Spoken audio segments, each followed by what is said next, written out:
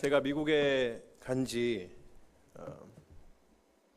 16년 됐습니다. 16년 되고 하나님 은혜 가운데서 또 16년 동안에 한 교회만 섬길 수가 있어서 참 복되다 이렇게 생각을 하는데, 생각해 보니까 따져 보니까는 제가 화평교회 나온 게 10년, 그 다음에 지금 섬기고 있는 세미안교회 16년, 본격적으로 교회를 나오면서 딱 2교회만 다녔습니다. 그래도 항상 이 화평교회가 저한테는 모교회죠.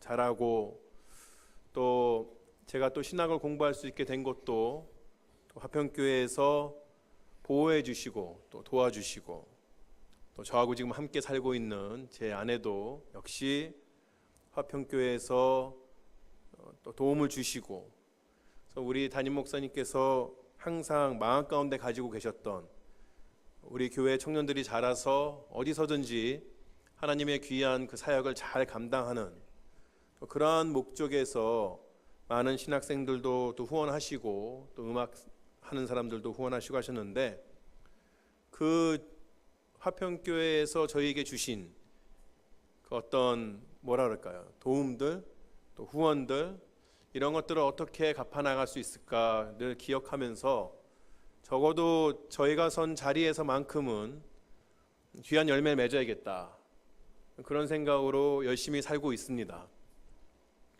아무쪼록 지구 반대편입니다. 비행기를 타도 꽤 오래 걸리는 그런 거리인데 서로 떨어져 있지만, 그러나 이 어두워져가는 그런 세상 가운데서 우리가 서로 각자의 선 곳에서 하나님께서 우리에게 맡기신 일이 무엇인가를 늘 기억하고 또 서로를 위해서 함께 기도하면서 귀한 사역들의 열매들을 맺어 나갔으면 하는 그런 바람들이 있습니다. 저희 가족은 29일 날 다시 미국으로 돌아갑니다. 다음 주에 와도 왜 아직 안 갔냐고 그러시지 않기를 말씀 전하겠습니다. 하나님은, 우리가 섬기는 하나님은 사랑이십니다. 또 그 사랑은 언제나 항상 우리 곁에 있습니다. 이것이 우리가 늘 우리의 입술로 고백하는 그러한 내용입니다. 그렇지만 우리가 사는 세상은 그리 녹록하지는 않습니다. 신학하는 사람들이 이제 배우는 학문 중에 과목 중에 하나가 이제 신정론 이런 게 있습니다. 하나님은 과연 정의로우신가라는 것을 연구하는 그런 학문입니다. 이 모든 사람들의 눈에 보기에 세상이 정의롭고 또 하나님께서 계시다는 그러한 확증으로 권선징악이 확실하다면, 그러면 어떠한 사람들도 그러한 것에 대해서 의심하지 않을 것이겠지만, 그러나 우리가 사는 세상의 많은 부분들은 과연 하나님이 살아계시기나 한 건지, 또는 우리 하나님이 정의로운 분이신지, 우리 하나님이 항상 그렇게 사랑이 많으신지, 그런 것에 대해서 잘 맞지 않게끔 보이는 그러한 때가 있습니다. 그래서 사람들은, 심지어는 교회를 다니는 사람들마저도 과연 하나님께서는 정의로운 분이신가, 또 하나님께서는 사랑이 많으신 분이신가에 대해서 때때로 의심을 품기도 합니다. 하나님께서 늘 정의롭고 그의 백성들을 사랑하신다 그렇게 말을 하지만, 그러나 그리스도인들도 역시 믿지 않는 사람들과 동일하게 어려움을 겪을 때가 있습니다. 평생을 교회에서 헌신한 집사님이 새롭게 시작하신 그러한 사업이 얼마 되지 않아서 망하는 것을 보기도 합니다. 고생 끝에 집 한 칸 장만했는데 집 한 칸 장만하고 집들이 하고 나서 얼마 안 있다가 하늘나라의 불리움을 받는 그러한 경우도 보았습니다. 또 어렵게 들어간 선교지에서 1, 2년도 되지 않아서 가족을 다 잃고 홀로 철수하는 선교사님도 보고, 어떤 경우에는 홀 어머니를 두고 선교지로 떠날 날만 기다리고 있다가 선교지 땅을 밟아보지도 못하고 하나님의 부르심을 받는 경우도 보았습니다. 어떤 전도사님은 어렵게 아이를 얻었는데 그 아이가 태어나서 죽고 마는 경우도 있습니다. 여러분들께서도 이러한 비슷한 경우를 당한 적이 있으신지 모르겠습니다. 이러한 일을 당한 사람이라면 당연히 하나님의 사랑에 대해서 의심해 보거나 또는 실망할 것이라고 그렇게 생각이 됩니다.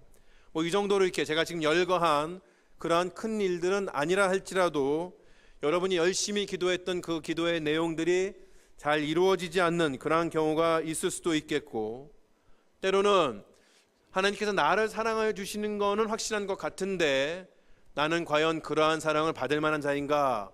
그렇게 의심이 될 때가 있을 수도 있겠습니다. 이러한 그런 모든 그러한 상황들이나 환경들을 돌아볼 때에 과연 하나님께서는 우리를 사랑하시는가? 이러한 사실을 어떻게 매번마다 확인할 수 있을까? 이것이 우리가 평생 동안 교회를 다니면서 우리에게 우리 삶에 짊어진 그러한 하나의 숙제이지 않나 그렇게 생각이 됩니다. 하나님께서는 이에 대해서 우리에게 요한복음 3장 16절을 주셨습니다. 우리 요한복음 3장 16절은 아마도 여러분이 어렸을 때 주일학교 오셨던 그러한 기억들이 있다면 가장 먼저 접하는 그러한 구절이지 않나 싶습니다. 이 구절은 매우 유명하기도 하고 또 그 구절 안에 하나님의 사랑의 진수가 담겨 있다 이렇게 이야기할 수 있겠습니다. 오늘은 이 한 구절을 여러분하고 함께 나누려고 합니다. 오늘 우리가 본 이 요한복음 3장 16절은 하나님이라는 단어로 시작이 됩니다. 오늘 우리가 보려는 일의 모든 주체는 하나님이라는 뜻입니다. 성경은 우리의 모든 문제를 해결해 줄 수 있는 분이 하나님 한 분이라고 일관되게 설명하고 있습니다. 그러나 세상은 이러한 성경의 가르침을 끊임없이 거부해 왔습니다.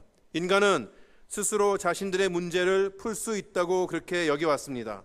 그런 노력으로 많은 과학과 기술의 발전이 있었지만 그러나 지금의 사회가 더 좋아졌다고 지금 우리가 이전에 살고 있는 사람들보다 더 행복하게 살 수 있다고 자신할 수 있는가에 대해서는 여전히 의문점이 있습니다.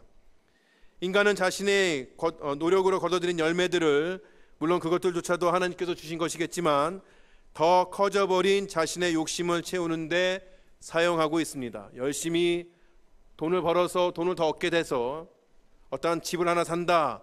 그럼 집에 들어가서 한 달 뒤에 생각하는 것이 무엇입니까? 그 집이 더 이상 큰 집이 아닌 것이죠.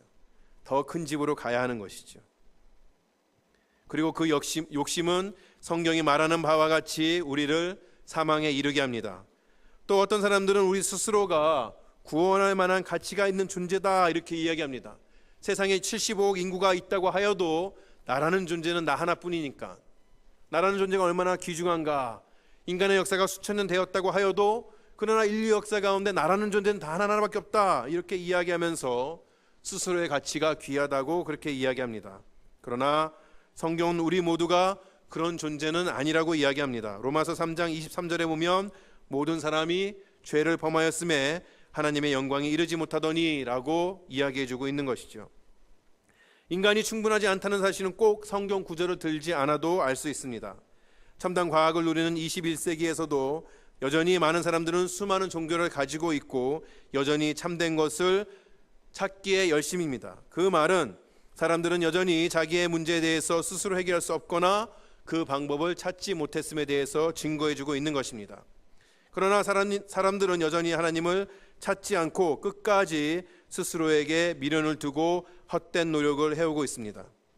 수천 년의 인간의 역사에서 우리가 알 수 있는 것은 하나님께서 그의 긍휼을 보이셔서 우리에게 다가와서 화해의 손길을 내미시는 것만이 우리가 이 모든 문제에서 벗어나는 길이라는 것입니다. 다행히도 하나님께서는 이런 세상을 구하기로 작정해 주셨습니다. 다시 한번 확인하지만 이 세상에는 하나님께서 조금도 유익이 될 만한 그러한 것들이 남아있지 않았습니다. 성경은 하나님께서 그런 작정을 하셨을 때에 스스로의 그런 마음을 통하여서 계획을 통하여서 이 땅을 구원하시리라 작정하는 그 순간에도 우리 인간들은 여전히 하나님을 거부하고 있었음을 알려줍니다.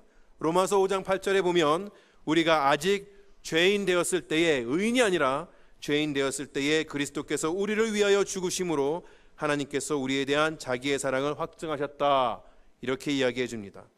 그럼에도 불구하고 하나님께서는 이 세상을 고치시기로 결정하셨는데 어떻게 보면 그러한 결정조차 우리는 이해할 수 없는 그러한 결정입니다. 더더군다나 그 구원의 방법으로 생각하신 것은 더 이해할 수 없는 그러한 것입니다.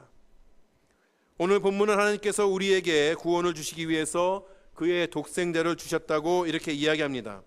하나님께서는 아무렇게나 죄악에 물든 세상을 구원해 주실 수 있는 그러한 상황이 아니었습니다. 누군가는 세상의 죄에 대해서 심판을 받고 그 죄값을 치러야 했습니다. 안타깝게도 이 세상의 모든 피조물은 그 역할을 감당할 수 없었습니다.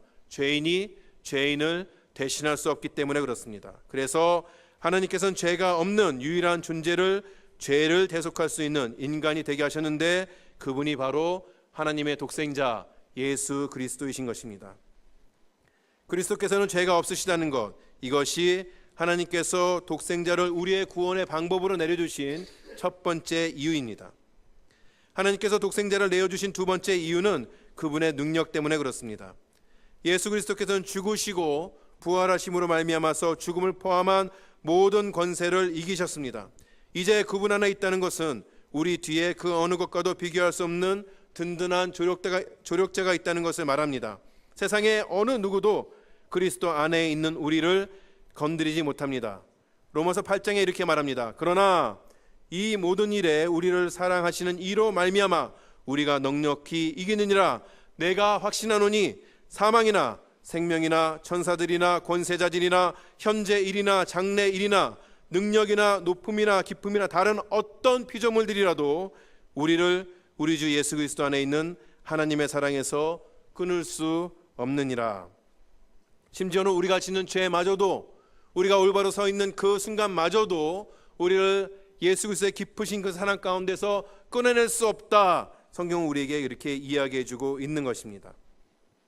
그리고 마지막 이유는 사실 오늘 이것이 제가 여러분과 함께 나누고 싶은 가장 중요한 주제이기도 한데, 사람들은 하나님의 사랑을 끝까지 의심하기 때문입니다.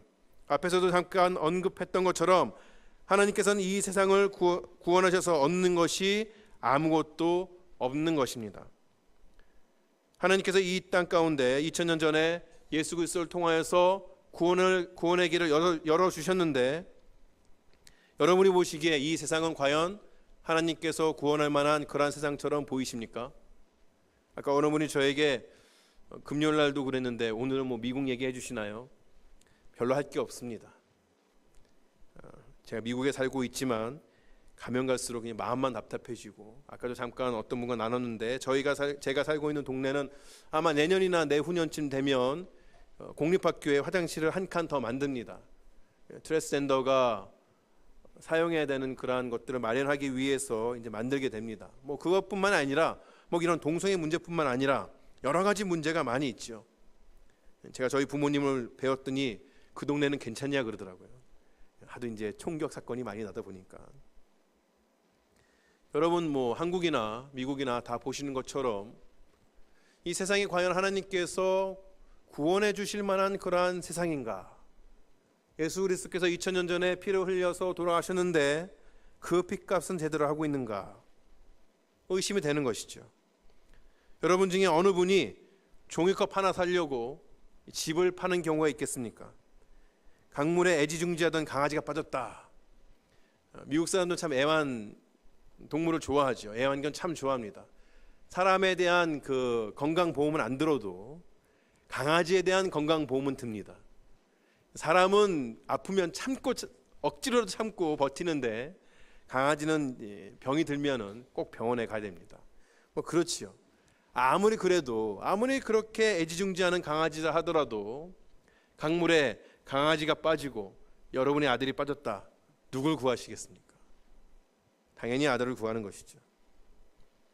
여러분에게 돈을 10번도 떼어먹은 그런 사람이 와서 이번이 마지막이라고, 이번에 내가 대박 칠 것 같다고, 한 번만 돈 더 꿔달라고 이렇게 이야기하면 여러분은 허락하시겠습니까? 이러한 말도 안 되는 일들, 말도 안 되는 결정들을 지금도 하나님께서는 하고 계시는 것이죠. 하나님께서는 끊임없이 복을 달라고 그렇게 비는 인간들을 위해서, 그러나 복을 주어도 끊임없이 불평하고 하나님을 따르지 않고 원망하는 그러한 인간들을 위해서, 비유적으로 말하자면 개만도 못한 그러한 인간들을 위해서 자신의 독생자를 주고 계시는 것입니다. 오늘 본문에서 예수 그리스도가 독생자인 것을 굳이 밝히는 이유는 우리를 향한 하나님의 사랑이 얼마나 열렬한가를 보여주기 위함입니다.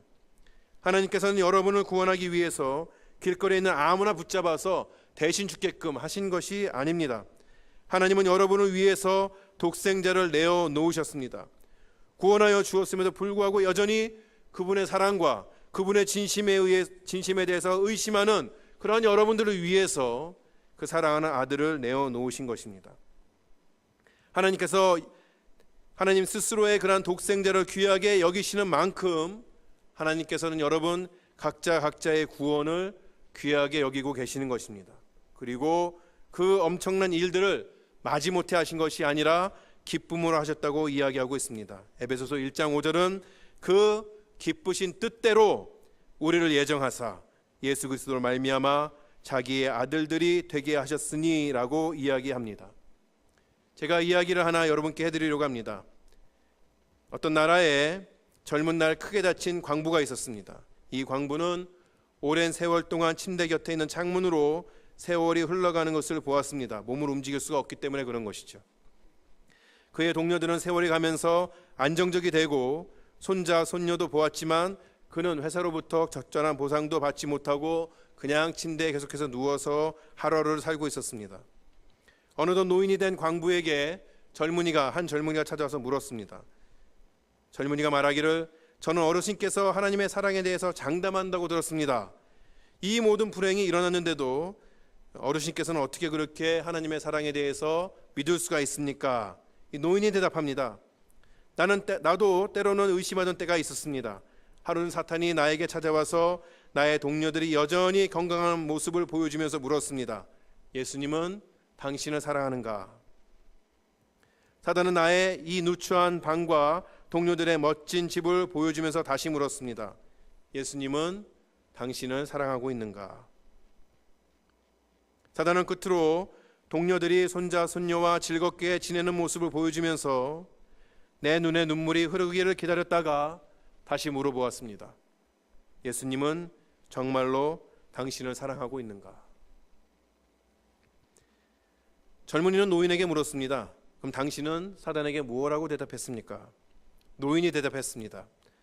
나는 사탄의 손을 잡고 갈보리라는 머나먼 언덕으로 갔습니다. 거기서 손에 못 박히고 머리에 가시면류관을 쓰고 창으로 옆구리를 찔리신 그분을 보여주었습니다. 그리고는 사탄에게 되물었습니다. 보라, 예수님께서 나를 사랑하지 않는가? 저희 가족이 한국에 오기로 결정을 하고 몇 달 전입니다.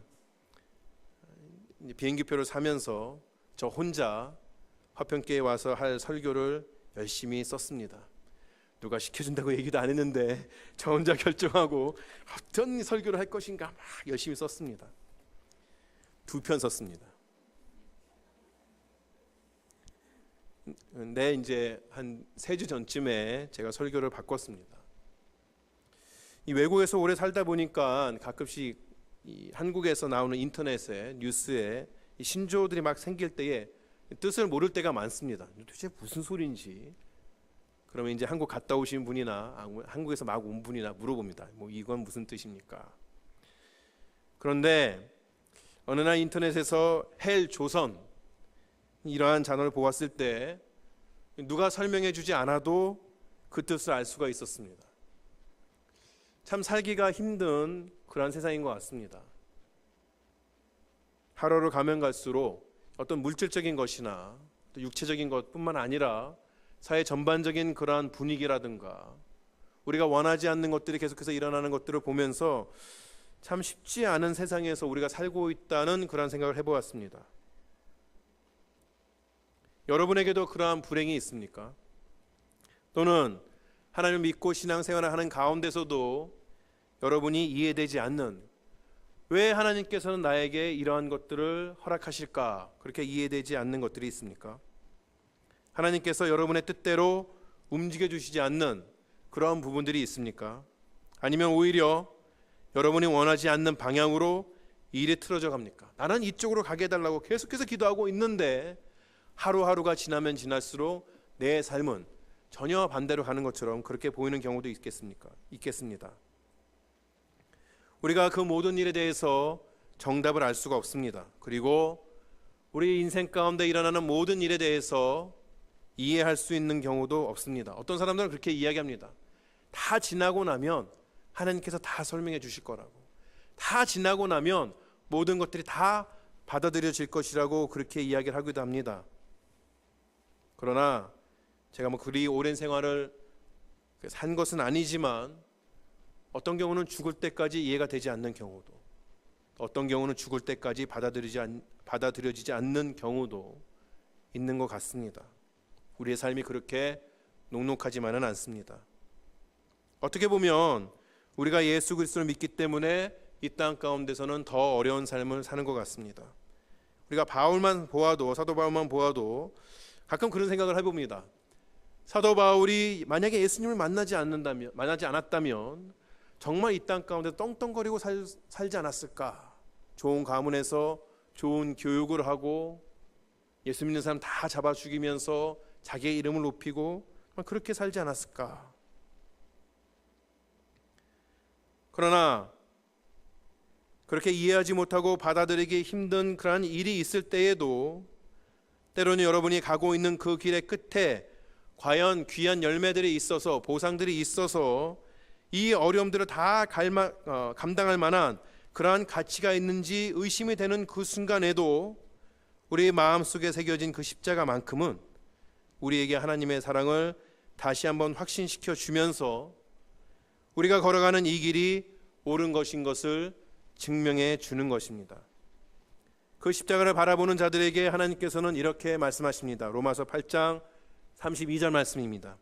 자기 아들을 아끼지 아니하시고 우리 모든 사람을 위하여 내주신 이가 어찌 그 아들과 함께 모든 것을 우리에게 주시지 아니하겠느냐.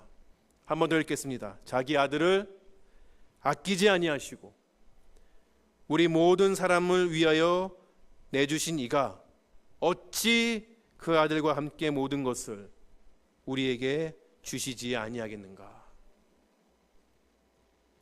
우리는 어려움이 있을 때에 가능한 한 그 상황을 빨리 벗어나게 해달라고 기도합니다. 아니면 적어도 우리가 그 상황을 빨리 벗어나지 못한다 할지라도 왜 이런 상황이 나에게 일어나는지, 이러한 것들을 다 지나고 나면 나에게 어떠한 보상이 주어질 것인지, 나의 삶은 어떻게 회복이 될 것인지 그러한 것들을 알게 해달라고 기도합니다. 물론 그러한 모든 것들에 대해서 기도해야 하지만, 그러나 그 무엇보다도 우리는 먼저 우리의 눈과 마음이 십자가에 고정되게 해달라고 기도해야 하겠습니다. 그리고 그 십자가에 보여지는 하나님의 사랑의 증거야말로 우리가 하나님 앞에 서서 복을 받게 하는 힘입니다. 세상의 모든 것은 다 의심할 수 있어도, 여러분이 살고 계시는 그 순간순간에 있어서 여러분이 닥쳐지는 것들에 있어서 모든 것은 다 의심할 수 있고 확신이 없다 할지라도 적어도 여러분 마음 가운데 가지고 계신 십자가의 사랑만큼은 의심해서는 안 되는 것이죠. 독생자를 믿는 자들에게 약속된 것이 무엇입니까? 오늘 말씀의 마지막에 보면 그 독생자 안에 있는 모든 사람들에게 약속된 것은 영생입니다. 사망을 우리가 하나님과의 관계가 단절된 것이다 이렇게 설명한다면, 생명은 하나님과의 관계를 지속해 나가는 것이라고 말할 수 있겠습니다. 그렇기 때문에 영생은 영원토록 우리가 하나님과 함께 동행하는 것이다 이렇게 설명할 수 있겠습니다.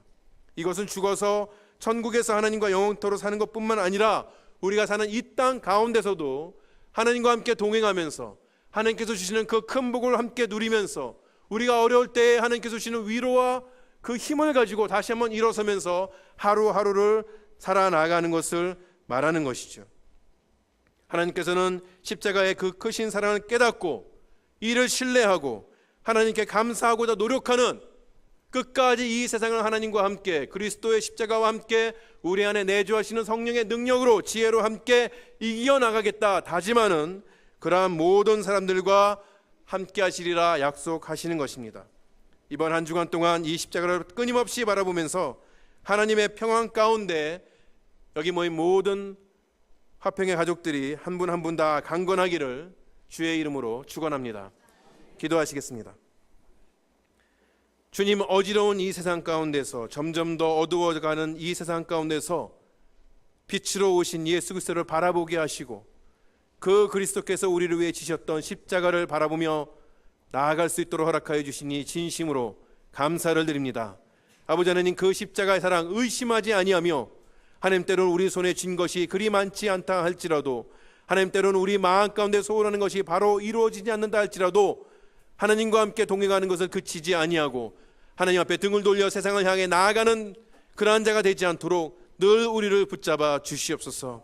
우리가 사는 이 세상 녹록하지만 않습니다. 혼자 설 수 없는 그러한 곳인 것을 다시 한번 주님 앞에 고백합니다. 하나님, 우리에게 함께 교회로 서게 하여 주셨으니 서로를 격려하고 서로를 함께 위로하며 서로를 위하여서 함께 강건하게 하는 가운데 우리가 교회 그리스도의 한 몸으로서 나아갈 수 있도록 허락하여 주시옵시고, 아버지 하나님, 이 화평교회가 이루고자 하는 모든 일들 위해 주의 귀한 영광이 드러나며 열매가 맺어지고 더 나아가서 이 교회 안에 정말 잃어버린 영혼들이 가득가득 채워지는 놀라운 역사가 있을 수 있도록 하나님 붙잡아 주시옵소서. 다시 한번 주님 앞에 감사드리오며 예수님의 이름으로 기도드립니다. 아멘.